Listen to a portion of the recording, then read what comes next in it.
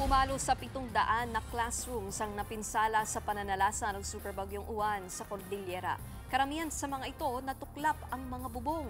May Express Reports si Bril Montalvo.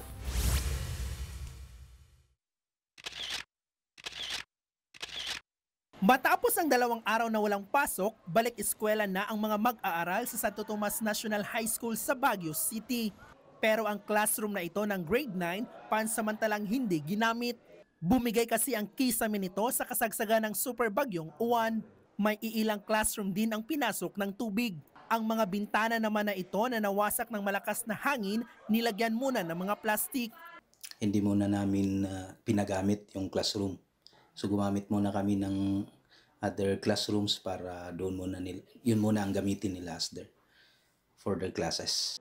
Isa lamang ang nasabing paaralan sa mga classroom na nagtamo ng minor damages sa lungsod.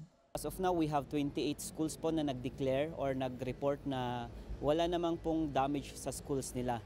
May mga ilan-ilan lang pero konting nag-leak lang dahil sa hangin at ulan.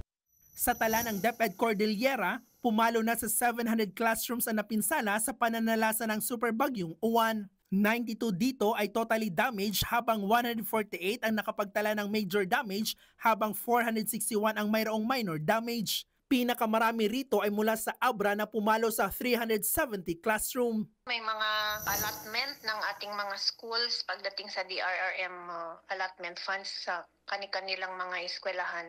At meron kasi din tinatawag na basic learning continuity plan or contingency plan ng ating mga schools na ina-activate po nila or ini-implement nila in cases na may mga nangyayaring ganito. Sa kabila nito, determinado pa rin ang DepEd na ipagpatuloy ang pag-aaral ng mga mag-aaral sa rehiyon sa tulong ng alternative delivery mode at pagbibigay ng printed module sa mga learners. Nagbabalita mula sa Frontline, Bril Montalvo, News 5. Mga kapatid, Nikki de Guzman po. Para sa pasada ng mga rumaratsyadang balita, mag-follow at mag-subscribe na sa social media pages ng News 5.